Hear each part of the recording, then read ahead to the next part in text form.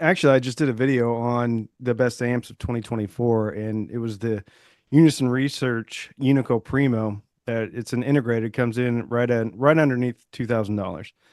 Doesn't have a DAC. You can spec a phono input with it, but it's just analog only, and it's got a tube on the front end. Pretty heavy duty Class A bias, and this thing, I $2,000 is a lot of money.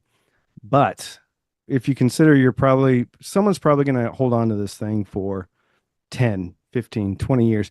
And if they get it from a place like the Music Room, they can actually trade it back in if they ever want to upgrade or something like that. But this is an amplifier that is effortlessly dynamic, and it throws a three-dimensional soundstage that is unlike anything I've heard before. And I've listened to a lot of integrateds that have a tube on the front end, but there's something organic about it that I've just never heard before.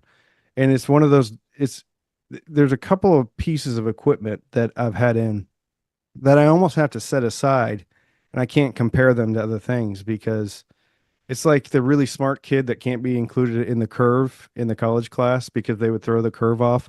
That's what the Unico Primo is.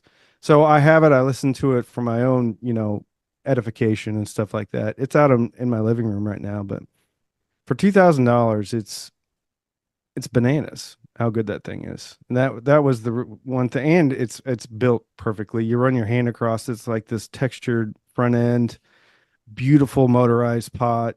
Actually, I didn't even plan this, but here's the remote control. It's made Ah, it's made out of a single piece of Himalayan swine bark, and then you have the brushed aluminum right there.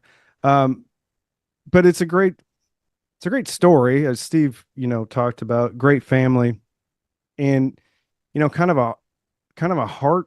It pulls at your heartstrings when you hear kind of like how the son took over.